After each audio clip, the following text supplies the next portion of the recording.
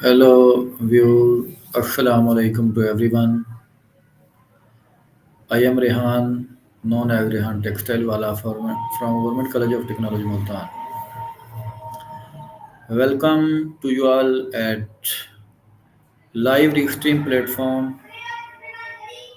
Today, here is Maya with me.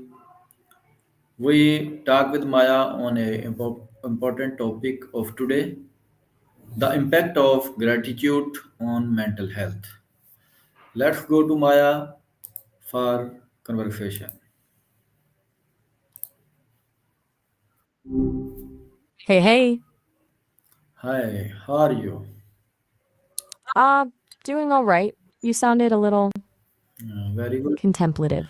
Today we are going to talk on a amazing topic of today, the impact of gratitude on mental health. Ooh, nice. That's a good one. It's funny, everyone talks about gratitude, but actually practicing it consistently, that's the trick, right? What Right. got you thinking about it? My first question Sorry, is, did I miss? what does gratitude really mean in the context of mental health? Okay, so it's more than just saying thank you, yeah. It's about genuinely appreciating the good stuff, even the small stuff, and recognizing that a lot of what we have isn't necessarily earned, it's given. In terms of mental health, I think it shifts your focus. Like instead of dwelling on what's missing, you're actively noticing what is there. It's not about ignoring problems, but about balancing them out with a sense of appreciation. Does that land? How does practicing gratitude affect our emotional well being? Gotcha. So, from what I've gathered, regularly acknowledging gratitude actually rewires your brain a bit, increases dopamine and serotonin, those feel good chemicals. But beyond the bio stuff, it helps build resilience. When you're used to looking for things to be grateful for, it's easier to cope with setbacks. Doesn't make the bad stuff disappear, but it gives you a buffer, you know? It's like building a little emotional muscle. Very good. Can gratitude help reduce stress and anxiety? If so, and how? Yeah, absolutely. It's not a magic bullet, but it can definitely dial down stress and anxiety. When you're anxious, your brain tends to get stuck in what if loops, right? Gratitude pulls you out of that. It grounds you in the present moment and what's actually good right now. Plus, studies show it can lower cortisol, the stress hormone. So it's both a mental shift and a physiological one, I think. Does it make sense? But how gratitude connected to increase happiness and life satisfaction? Okay, so this is where it gets kind of interesting. It's not that gratitude causes happiness directly, it's more that it helps you savor positive experiences. When you actively appreciate something, you really soak it in, which strengthens positive emotions. And consistently savoring those emotions builds overall life satisfaction. It's like happiness is fleeting, but gratitude helps you build a foundation for it. It changes your baseline, you know? It's not about being perpetually ecstatic, it's about having a deeper sense of contentment. Can scientific studies support the mental health benefits of gratitude? Oh, totally.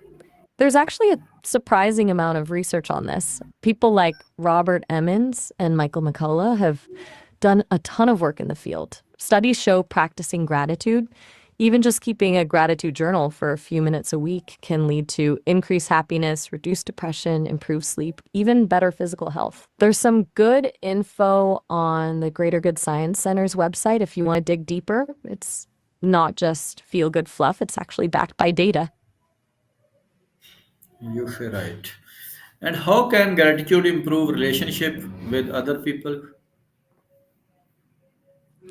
Ha, thanks. I appreciate you saying that. Though, admittedly, I just pull info from a lot of places. Okay, so relationships, gratitude is huge for those. Expressing appreciation towards others strengthens connection, builds trust, and increases positive feelings on both sides. It makes people feel seen and valued. And honestly, who doesn't want to feel that? It can smooth over conflicts too. When you genuinely appreciate someone, you're more likely to approach disagreements with empathy and understanding. It makes the other person feel safer and more willing to work things out. It's about recognizing their goodness, not just what they do for you. Tell me, what are some daily habits that help building a gratitude practice? All right, let's get practical. Keeping a gratitude journal is the classic, jotting down a few things you're thankful for each day, but it doesn't have to be fancy. You could also start a gratitude meditation practice, even just 5 minutes a day, or consciously express gratitude to others. A simple thank you with eye contact can go a long way. I've heard people keep a gratitude jar where they write down things and pull them out later. I guess even just taking a moment each day to actively appreciate something, a good cup of coffee, a sunny day, a kind gesture, can make a difference. It's about making it a habit, something you do regularly, not just when you're feeling good. Does any of that resonate? Can writing in a gratitude journal change someone's mindset? You broke up a little there, but I think you meant mindset. Yeah, definitely. Writing in a gratitude journal isn't just about listing things, it's about actively choosing to focus on the positive. And over time, that rewires your brain to look for the good stuff more automatically. You start to notice the little things you used to overlook. It's like training yourself to see the world through a more optimistic lens. Doesn't magically fix everything, but it can shift your default setting from negativity to gratitude. It's a bit of cognitive behavioral therapy in journal form, I guess. But how can gratitude help people recovering from emotional setback and challenges? Okay, that's a really good question. It's tougher to practice gratitude when you're in the thick of emotional fallout, right? But that's actually when it can be most powerful. Because when you're hurting, your brain tends to focus on what's been lost. Gratitude can help break that cycle. It doesn't invalidate your pain, but it reminds you that there's still good in your life, even amidst the difficulty. It can also help you appreciate the lessons you've learned from challenging experiences. Like maybe you're grateful for the strength you've gained or the clarity you've found. It's about finding slivers of light in the darkness. It's not easy. It might feel forced at first, but consistently looking for those small glimmers can make a real difference in the healing process. What is the major role does gratitude play in building resilience? Again, just a little choppy there. Did you mean resilience? Okay, so gratitude and resilience are super linked. When you regularly practice gratitude, you build a kind of emotional buffer. It doesn't prevent bad things from happening, but it helps you bounce back from them more quickly. It strengthens your ability to cope with stress, adversity, and trauma. Because when you're used to focusing on the good, you're less likely to get overwhelmed by the bad. It also fosters a sense of hope and optimism, which are essential for resilience. It's kind of like building a foundation of inner strength. Does that sound right? Very good. I agree with you.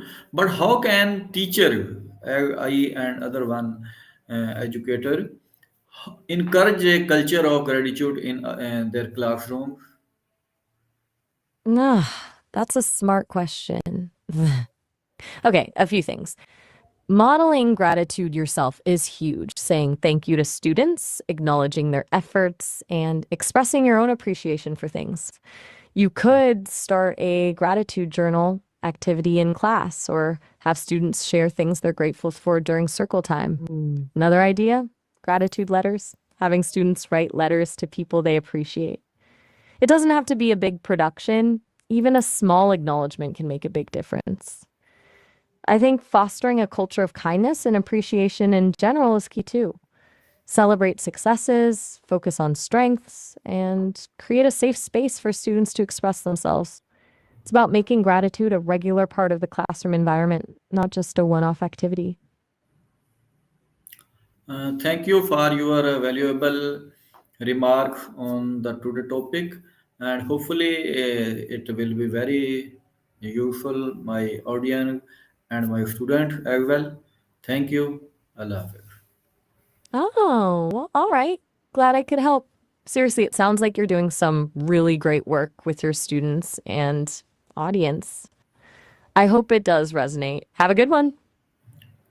Thank you, and we meet in the with new and next topic soon. Thank you. Sounds good. What's the next topic? And you're welcome. Sean's